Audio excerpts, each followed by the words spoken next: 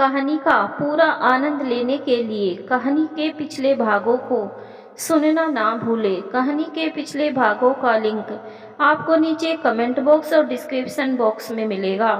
तो चलिए आगे की कहानी शुरू करते हैं। जय श्री कृष्ण, जय श्री राधे। ओम नमः शिवाय, जय माता दी। ऋषभ, मैडम अगर आप मुझे ऐसे ही देखती रहेगी तो आपका खाना जल जाएगा। यह सुनकर अनिका होश में आई और फिर से खाना बनाने में लग गई। वैसे क्या बना रही हो? ऋषभ उसके बगल में खड़ा होते हुए बोला। अनिका, पास्ता, सैंडविच और जूस। ऋषभ, सैंडविच मुझे बहुत पसंद है। वैसे तुम्हें क्या पसंद है? अनिका, कुछ खास नहीं, मैं सब कुछ खा लेती हूँ। ऋषभ, तुम्हें पता है तुम बहुत अलग हो। पता है, सब कहते हैं, और मैं बहुत किस्मत वाला हूँ जो तुम मुझे मिली। यह सुनकर अनिका उसकी तरफ देखती है और दोनों एक दूसरे की आंखों में खो जाते हैं। सब लोग खाना खाते हैं। अर्जुन, वैसे आगे का क्या प्लान है? आज मौसम बहुत अच्छा है, तो क्यों ना हम लोग वाटरफॉल देखने चले? झनक ने कहा। शिवन्या, हाँ चलते हैं, बहुत मजा आएगा। ऋषभ, ठीक है चलते हैं। फिर सब लोग तैयार होकर वाटरफॉल पर आ जाते हैं। वहाँ पहले से ही बहुत सारे लोग होते हैं। सब लोग पानी में जाते हैं, वहाँ घूमते हैं और बहुत मजा करते हैं। ऋषभ और अनिका नदी के किनारे घूम रहे थे। ऋषभ, तुम्हें ये जगह पसंद आई? अनिका खुश होते हुए। बहुत, मुझे ऐसी जगह बहुत पसंद है। अथर्व ने देखा अनाया एक जगह अकेले खड़ी है तो वो उसके पास आया। अथर्व, अनाया तुम भी चलो ना। अनाया, नहीं, मैं नहीं आ रही, तुम लोग जाओ। रहने दो अथर्व, वैसे भी इसे पानी से डर लगता है, वो नहीं आएगी। झनक ने उसका मजाक बनाते हुए कहा। ये सुनकर अनाया उदास हो गई और वहाँ से चली गई। इसकी समस्या क्या है? जब देखो अनाया को परेशान करती रहती है। अथर्व ने झनक के ऊपर गुस्सा करते हुए कहा। शिवन्या, तो चलो हम इसे परेशान कर देते हैं।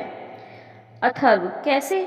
शिवन्या ने देखा झनक रूपाली के साथ पानी के किनारे खड़ी थी।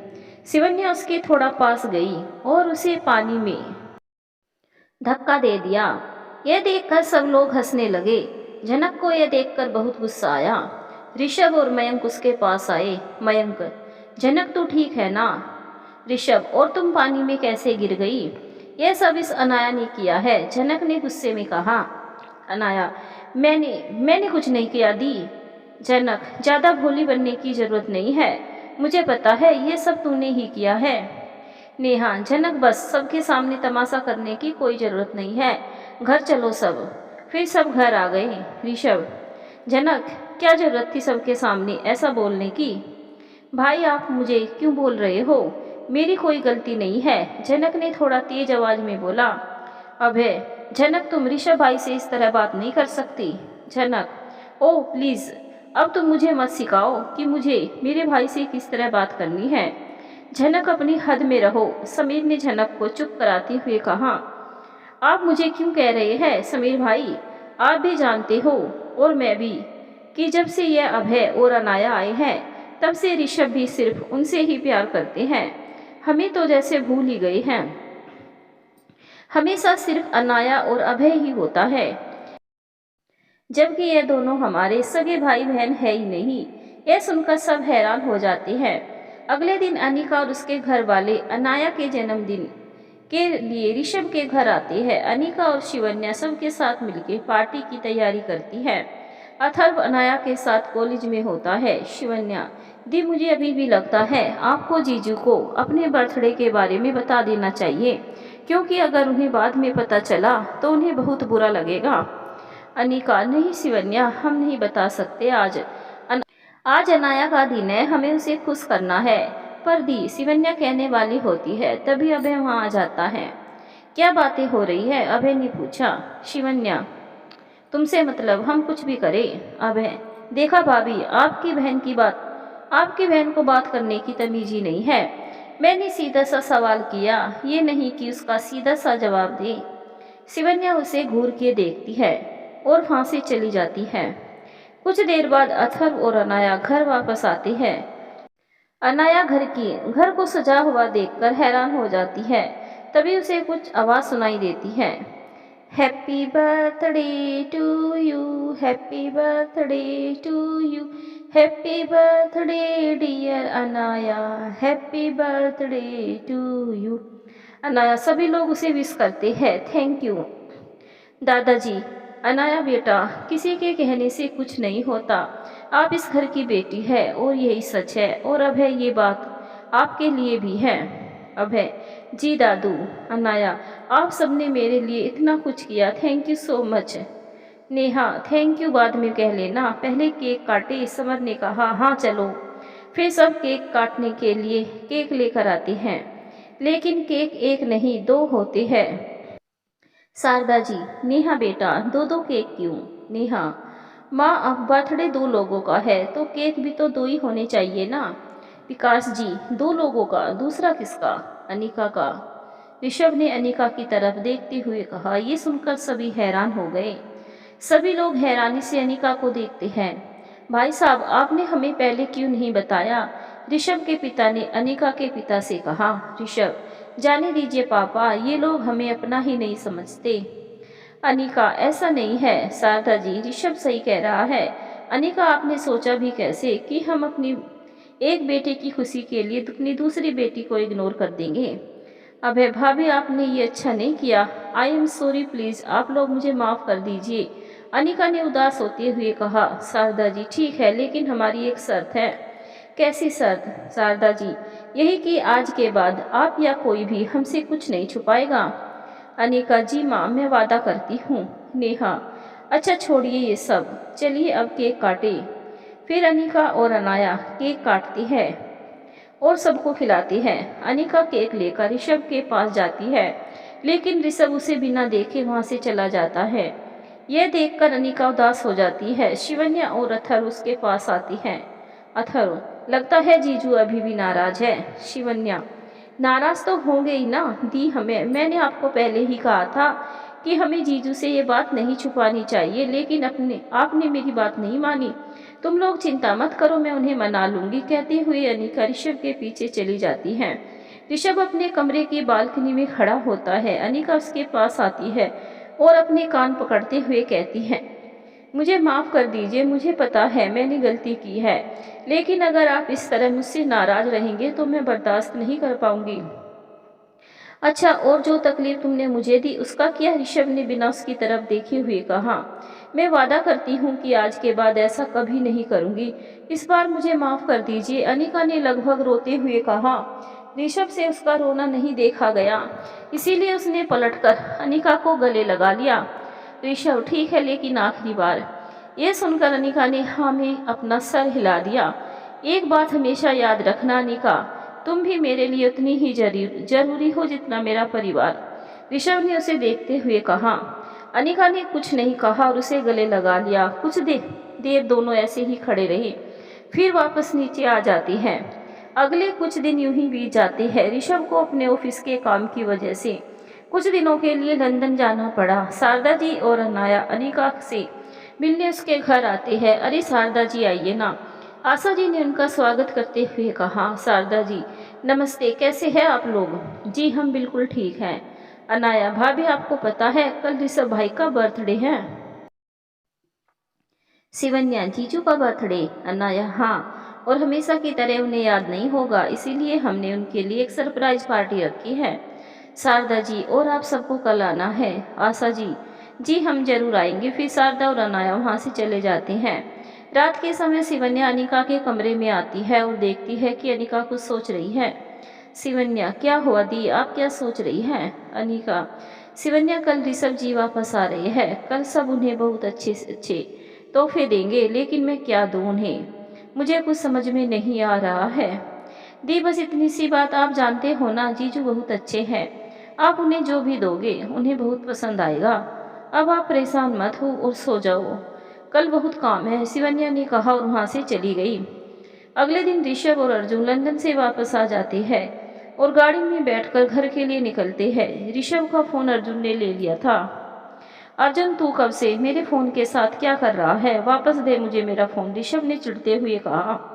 अर्जुन, दे दूंगा, इतनी भी क्या जल्दी है? मुझे पता है तुझे किसी स्पेशल को फ़ोन करना है, लेकिन मेरे लिए थोड़ा वेट तो कर ही सकता है ना। ऋषभ, तू ना किसी दिन पिटेगा मेरे हाथ से। कुछ देर में दोनों घर पहुंच जाते हैं। ऋषभ हैरान हो जाता है। पूरा घर को फूलों से सजाया हुआ था। सरप्राइज, सबने एक साथ कहा। हैप्पी बर्थडे भाई, अनाया ने उसे गले लगाते हुए कहा। थैंक यू डोल, मैं तो भूल ही गया था। ऋषभ ने कहा, हमें पता है तू भूल गया था, इसीलिए तो हमने ये सब किया। Happy birthday my son, Sharda ji ने उसे गले लगाते हुए कहा। थैंक यू मोम। अच्छा, इसीलिए तू सुबह से मेरा फ़ोन लेकर घूम रहा था? ऋषभ ने अर्जुन को देखते हुए कहा। अब दोस्त के लिए उतना तो करना पड़ता है। हैप्पी बर्थडे, अर्जुन ने ऋषभ को गले लगाते हुए कहा। फिर बाकी सब ने भी ऋषभ को विश किया। मयंक, चलो अब केक कट करते हैं। अर्जुन, लेकिन केक है कहाँ? अभय, वो अनिका भाभी ला रही है। तभी अनिका केक लेकर आती है। अनिका ने एक खूबसूरत पिंक साड़ी पहनी हुई थी। उसे देखते ही ऋषभ की नज़रें उस पर थम गई। भाई, मुझे पता है भाभी बहुत सुंदर लग रही है, लेकिन ऐसे मत घूरिए, सब है। हाँ, अभय ने धीरे से ऋषभ के कान में कहा। ये सुनते ही ऋषभ ने अपना चेहरा घुमा लिया। फिर ऋषभ ने केक काटा और सबने उसे उसके गिफ्ट दिए। भाई, सबने तो गिफ्ट दे दिए। अनिका भाभी, समीर भाभी, सिर्फ आप बची है। हाँ, हमें भी देखना है आप क्या लाई है भाई के लिए, झनक ने कहा। अनिका ने अपना गिफ्ट ऋषभ को दिया। ऋषभ ने उसे खोला। उसके अंदर एक छोटा सा रूम लैप था।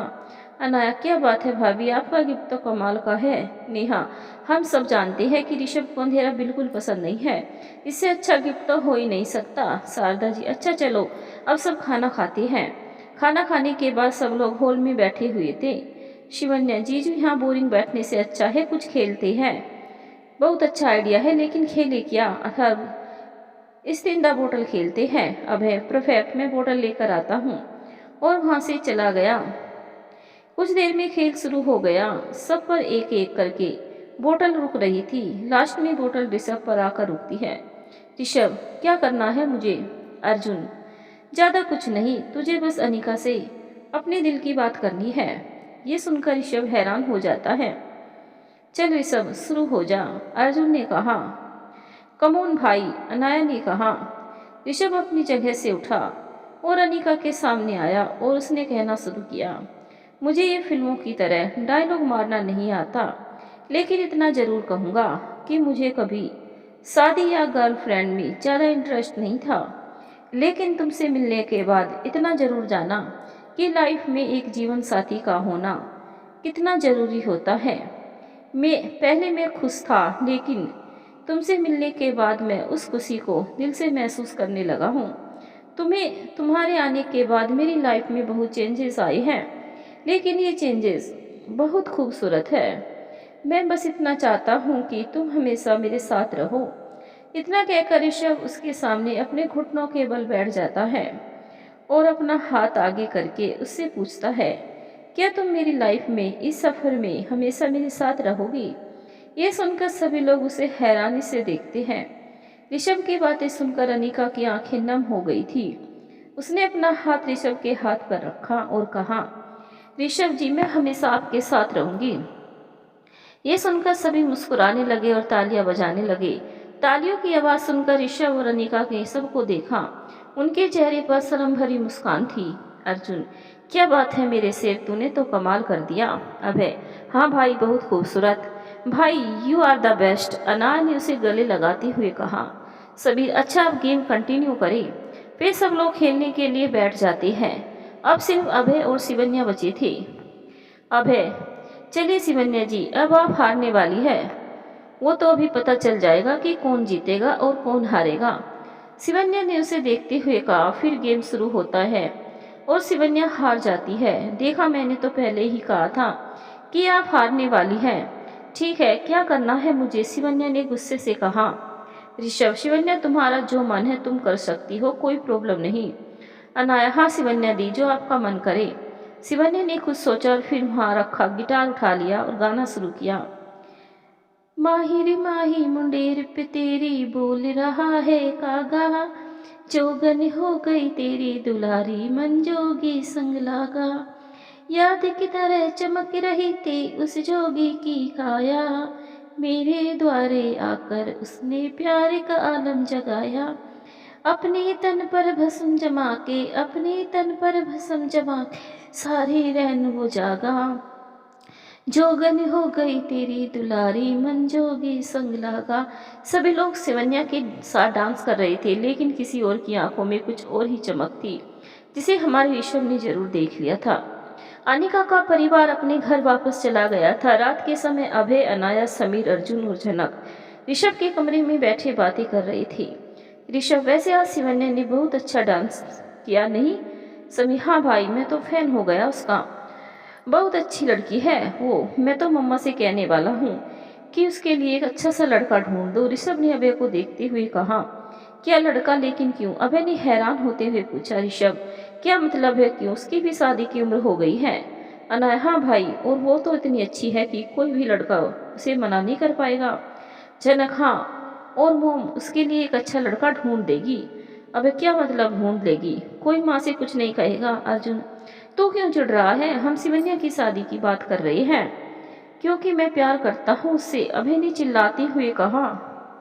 ये सुनकर सभी हैरान हो गए और ऋषभ के चेहरे पर मुस्कान आ गई। ऋषभ, मैं जानता था, जिस तरह तू उसे देखता है ना, मैं पहले ही समझ गया था। अना, लेकिन भाई ये सब कब कैसे हुआ? आपने हमें बताया क्यों नहीं? तू तो छुपा रुस्तम निकला, हमें तो पता तक नहीं चलने दिया। सभी ने नकली गुस्सा दिखाते हुए कहा। यह सुनकर अभय थोड़ा उदास हो गया, जिसे देखकर सब थोड़ा सीरियस हो गए। आदि, क्या हुआ है, बताओ हमें, ऋषभ ने पूछा। मैं और शिवन्या एक ही कॉलेज में थे।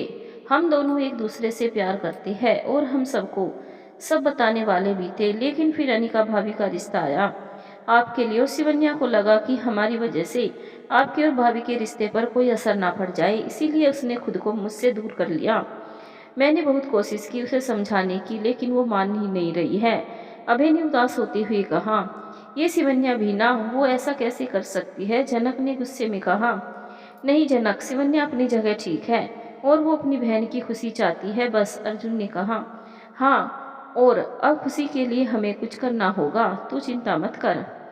ऋषभ, अबे मैं खुद शिवन्या से बात करूंगा, ओके? थैंक यू भाई, अभय ने कहा और उसे गले लगा लिया।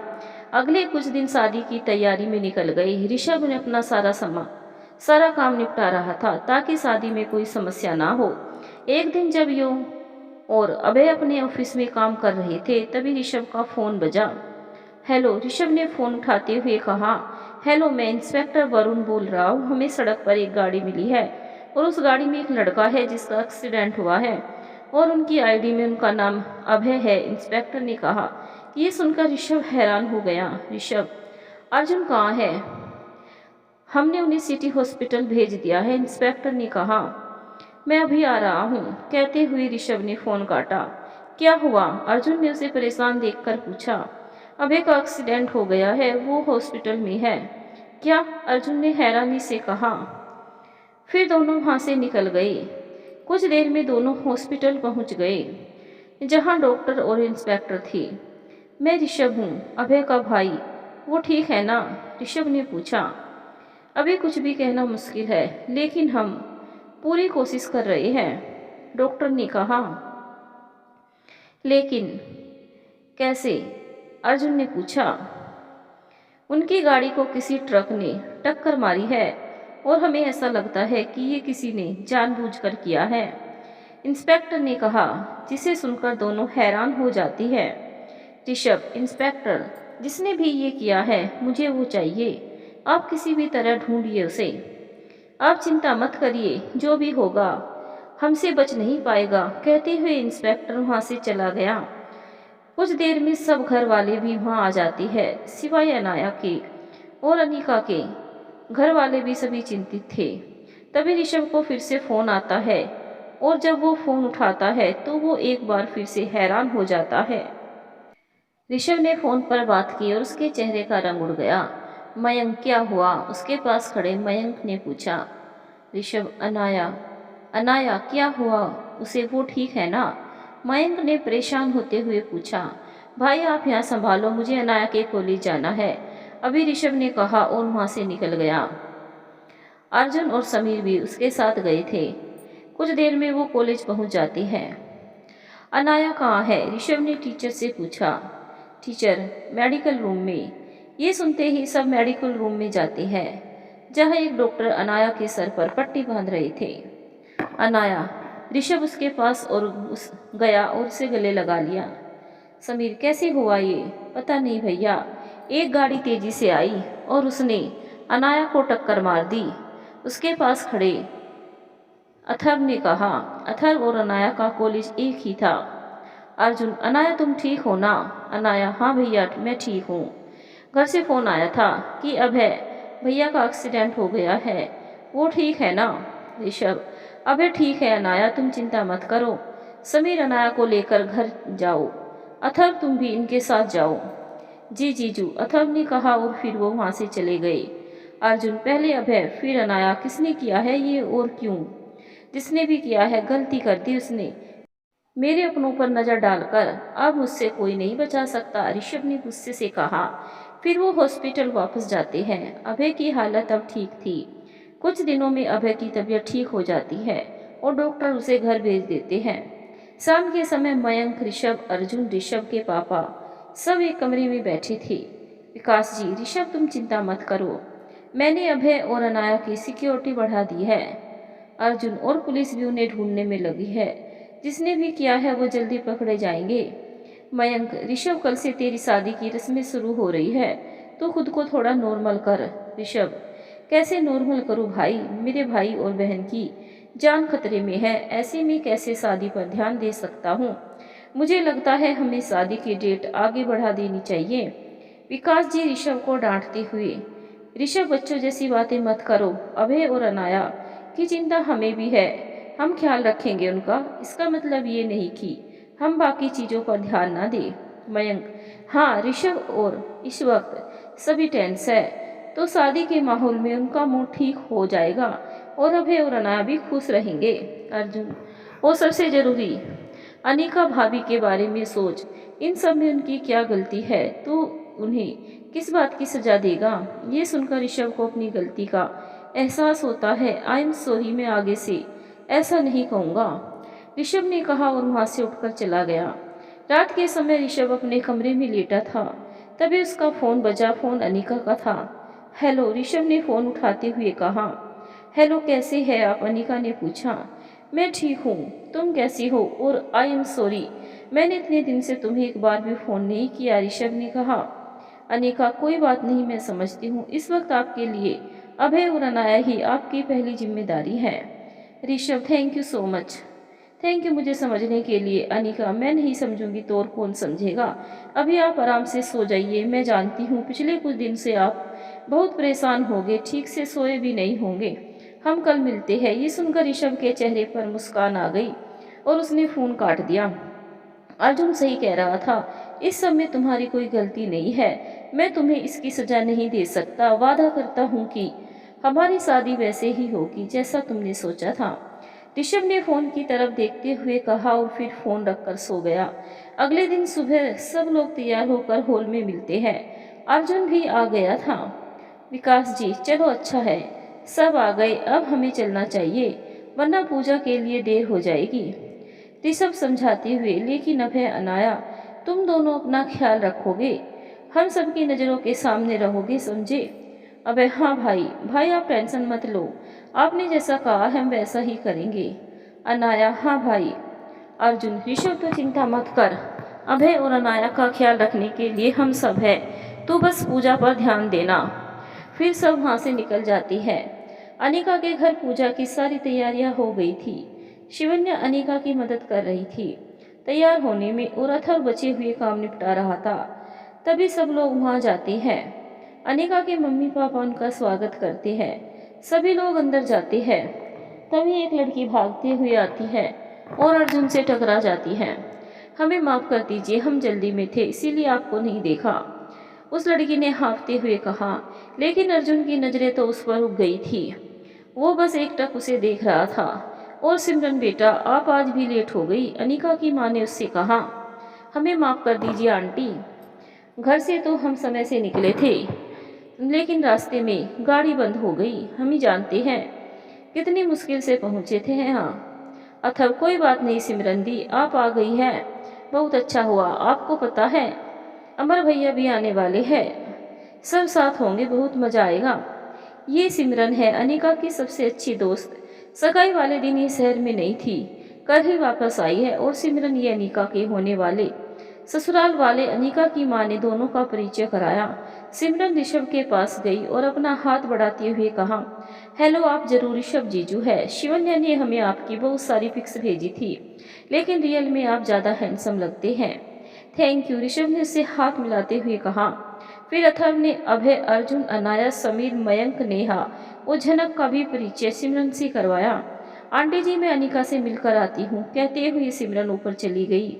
नेहा भी उसके साथ चली गई। सभी लोग बातों में लग गए, लेकिन अर्जुन का ध्यान अभी भी सीढ़ियों पर ही था, जिसे देखकर मयंक उसके पास आया और कहता है, अगर घूरना हो गया हो तो नजरें फेर लो, वरना बहुत पिटाई होगी। ये सुनकर अर्जुन झेप गया और ऋषभ के पास चला गया। सिमरन और नेहा ऊपर अनिका के कमरे में जाते हैं। सिमरन को देखकर अनिका और शिवन्या बहुत खुश होते हैं। क्या बात है अनिका, आज तो तुम बहुत प्यारी लग रही हो, देवर जी की तो नजरें ही नहीं हटेगी तुम पर से, नेहा ने उसे छेड़ते हुए कहा। यह सुनकर अनिका के चेहरे पर एक शर्मीली मुस्कान आ जाती है। कुछ देर बाद सब लोग नीचे आते हैं और पूजा शुरू होती है। पंडित जी ऋषभ और अनिका के हाथ पर धागा बांधते हैं। ये धागा आप दोनों को शादी तक बांधे रखना है, पंडित जी ने कहा। कुछ देर में पूजा खत्म हो जाती है और शिवन्या सबको प्रसाद देती है। अथर्व सारा सामान अपनी जगह पर रख रहा होता है। मैं मदद करूं? अनाया ने उसके पास आकर पूछा। नहीं, मैं कर लूंगा, थैंक यू, अथर्व ने कहा। थैंक यू तो मुझे कहना चाहिए। उस दिन अगर सही वक्त पर तुमने मेरी जान नहीं बचाई होती तो शायद आज मैं अनाया बोलते हुए रुक गई। अथर्व, मैं ऐसे कैसे तुम्हें कुछ भी होने दे सकता था अनाया, पर तुमने मुझे ये बात भाई या किसी और को बताने के लिए मना क्यों किया? अथर्व, अनाया मैंने एक दोस्त होने के नाते तुम्हारी मदद की, कोई शाबाशी लेने के लिए नहीं, या इसलिए नहीं कि तुम जीजू की बहन हो। तुम्हें पता है तुम बहुत अच्छे हो, अनाया ने कहा और वहाँ से चली गई। सिमरन फोन पर किसी से बात कर रही थी कि अर्जुन वहाँ आता है। सिमरन फोन रख देती है। अर्जुन, हाय सिमरन, आप वही है ना जिससे मैं टकराई थी, लेकिन आप है कौन? अर्जुन, जिस तरह आप मेरी भाभी की सबसे अच्छी दोस्त है ना, वैसे ही मैं भी आपके जीजू का सबसे अच्छा दोस्त हूँ। अच्छा, तो आप सिर्फ जीजू के दोस्त हैं और कुछ नहीं? अच्छा है, सिमरन ने कहा और वहाँ से चली गई। और अर्जुन के चेहरे पर एक बड़ी सी मुस्कान आ गई। ये सब कुछ ऋषभ देख रहा था। लगता है कोई प्यार की हवा चल रही है, हर कोई प्यार में पड़ रहा है, ऋषभ ने मुस्कुराते हुए कहा। अनिका अपने कपड़े बदलने अपने कमरे में चली जाती है तो ऋषभ भी मौका पाकर उसके पीछे चला जाता है। आप यहाँ? अनिका ने हैरानी से पूछा। ऋषभ जी, क्यों, मैं आ नहीं सकता? नहीं, सब नीचे है। तो आप? अनिका ने कहना चाहा, लेकिन उसे सब ही नहीं मिल रहे थे। ऋषभ, क्यों, आपको मेरे साथ अकेले यहाँ डर लग रहा है? नहीं, ऐसा तो कुछ भी नहीं है, अनिका ने कहा, लेकिन उसके चेहरे पर घबराहट साफ दिख रही थी, जिसे देखकर ऋषभ के चेहरे पर मुस्कान आ गई। ऋषभ, वैसे मैं तुमसे थैंक यू और सॉरी बोलने आया था। किस लिए? अनिका ने पूछा। ऋषभ, सॉरी इसलिए क्योंकि पिछले कुछ दिनों से मैं तुम्हें वो वक्त नहीं दे पाया जो तुम्हें मिलना चाहिए था, और थैंक यू इसलिए क्योंकि तुमने मुझे समझा और मुझसे कोई शिकायत नहीं की। अनिका, आपको थैंक यू या सॉरी बोलने की कोई ज़रूरत नहीं है। ऐसे वक्त पर हम आपका साथ नहीं देंगे तो और कौन देगा? ऋषभ अनिका के थोड़ा करीब आया, जिससे अनिका की घबराहट और बढ़ गई। ऋषभ ने आगे बढ़कर अनिका के माथे पर एक प्यार भरा किस किया। अनिका ने उसे महसूस करते हुए अपनी आंखें बंद कर ली। मैं बहुत लक्की हूँ कि मुझे तुम मिली, थैंक यू सो मच मेरी लाइफ में आने के लिए, ऋषभ ने कहा और फिर वहाँ से चला गया। दादाजी, हाँ शिवन्या बेटा, खाना खाने के बाद कॉफ़ी पीने का मज़ा ही कुछ और है। जी अंकल, कहते हुए शिवन्या अंदर चली गई। मैं पानी पी कर आता हूँ, अभय ने कहा और बिना कुछ सुने शिवन्या के पीछे चला गया। शिवन्या ने कॉफ़ी बनाना शुरू किया। अभय भी वहाँ आ गया। शिवन्या ने उसे देखकर भी अनदेखा कर दिया। अभय अच्छी एक्टिंग कर लेती हूँ, लेकिन शिवन्या ने कुछ नहीं कहा। बस करो शिवन्या, और कितना नाटक करोगी, अभय ने लगभग झल्लाते हुए कहा। मैं कोई एक्टिंग नहीं कर रही हूँ और तुम्हें यहाँ से जाना चाहिए, शिवांगी ने बिना उसे देखे हुए कहा। इतना आसान था तुम्हारे लिए वो सब कुछ भूलना जो हमारे बीच था। मैं जानता हूँ तुम वो सब नहीं भूली हो, तो क्यों खाना खाने के बाद सब लोग बैठकर बातें कर रहे थे। शिवन्या, मैं आप सबके लिए कॉफ़ी लेकर आती हूँ। दादाजी, हाँ शिवन्या बेटा, खाना खाने के बाद कॉफ़ी पीने का मज़ा ही कुछ और है। जी अंकल, कहती हुई शिवन्या अंदर चली गई। मैं पानी पी कर आता हूँ, अभय ने कहा और बिना कुछ सुने शिवन्या के पीछे चला गया। शिवन्या ने कॉफ़ी बनाना शुरू किया। अभय भी वहाँ आ गया। शिवन्या ने उसे देखकर भी अनदेखा कर दिया। अभय, अच्छी एक्टिंग कर लेती हो, लेकिन शिवन्या ने कुछ नहीं कहा। बस करो शिवन्या, और कितना नाटक करोगी, अभय ने लगभग झल्लाते हुए कहा।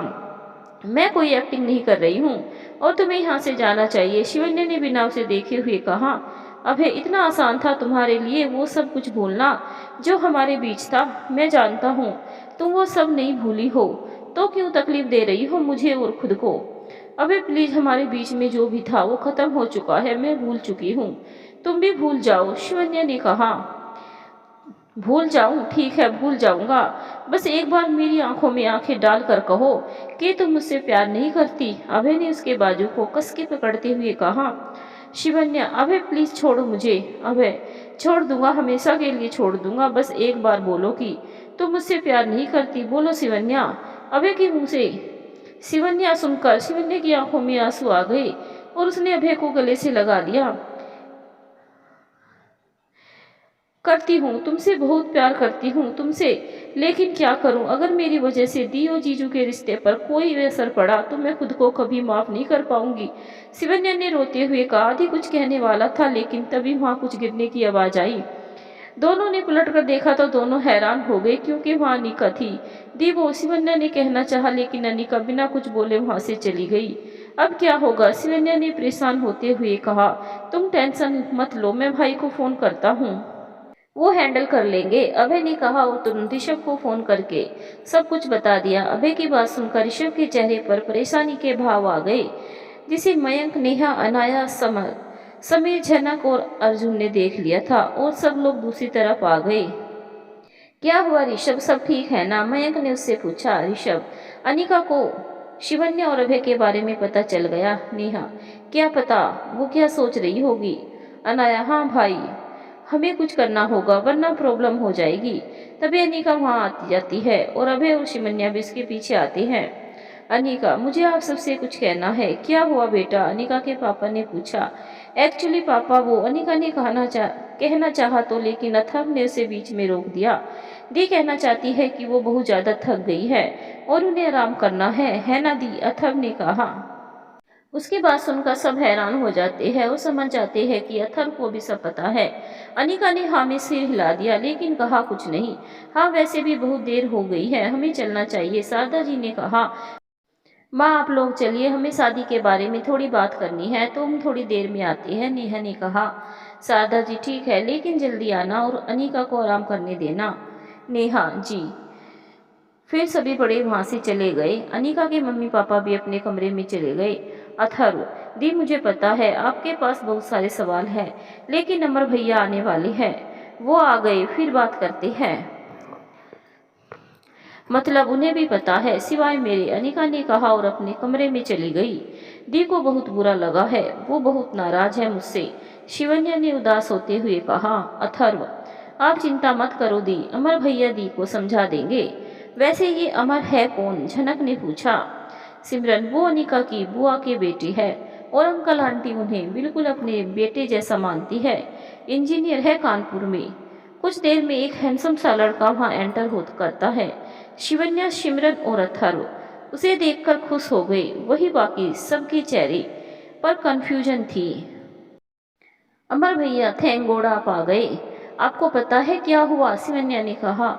मुझे सब पता है बच्चा, और तुम बिल्कुल चिंता मत करो, मैं हूं ना, अमर ने उसे गले लगाते हुए कहा। फिर वो ऋषभ के पास आता है और अपना हाथ बढ़ाते हुए कहा, हाय अमर माथुर। हाय, नाइस टू मीट यू, अमर ने उससे हाथ मिलाते हुए कहा। और तुम जरूर अभय होंगे, राइट? अमर ने अभय को देखते हुए कहा। जी, अभय ने कहा। फिर सब लोग अनिका के कमरे में जाते हैं। अनिका चुपचाप अपने कमरे में बैठी थी, उसके चेहरे पे उदासी थी। अनु, अमर ने उसके पास आते हुए कहा, मुझे आपसे बात नहीं करनी है भाई, आप सबको पता था, सिर्फ मुझे नहीं। आप सबने इतना पराया कर दिया मुझे। अनिका ने लगभग रोते हुए कहा, अमर, ऐसा नहीं है अनु, हम में से कोई तुमसे कुछ नहीं छुपाना चाहता था। हाँ अनिका, जब हमें इस बात का पता चला तो मैं खुद तुमसे बात करने वाला था, लेकिन फिर इतना सब हो गया, मौका ही नहीं मिला। ऋषभ ने उसे समझाते हुए कहा, दी मैं जानती थी अगर आपको ये पता चल गया तो आप सबको जाके सब बता दोगे और इससे आपकी शादी खतरे में पड़ जाएगी, इसलिए मैंने आपको नहीं बताया। शिवन्या ने कहा, अनुश्री का मकसद सिर्फ तेरी खुशी थी और कुछ नहीं, अमर ने कहा, और इसीलिए तूने अभय से अपना रिश्ता भी तोड़ दिया। तूने सोचा भी कैसे शिवन्या कि तेरी खुशियाँ छीन कर मैं खुश रह पाऊंगी? ऋषभ जी मेरे लिए बाद में आती है, पहले तू आती है, तेरी खुशी मेरे लिए ज्यादा जरूरी है। अनिका ने उसे डांटते हुए कहा, आई एम सॉरी दी। शिवन्या ने उसे गले लगाते हुए कहा, हम सबको भी माफ कर दो अनिका, नेहा ने कहा।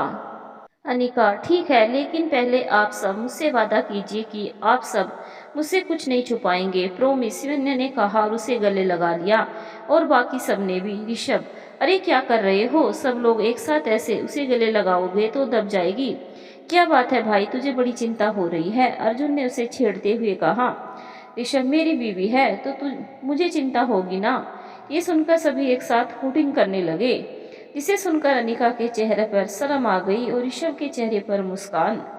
फिर कुछ देर बाद ऋषभ और उसके परिवार वाले वहां से चले जाते हैं। आगे की कहानी सुनने के लिए चैनल को सब्सक्राइब जरूर करें। धन्यवाद दोस्तों।